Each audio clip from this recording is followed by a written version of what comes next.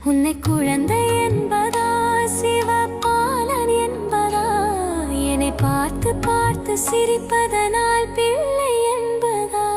உன்னை அழகன் என்பதா அருள் வடிவம் என்பதா உன்னை அழகன்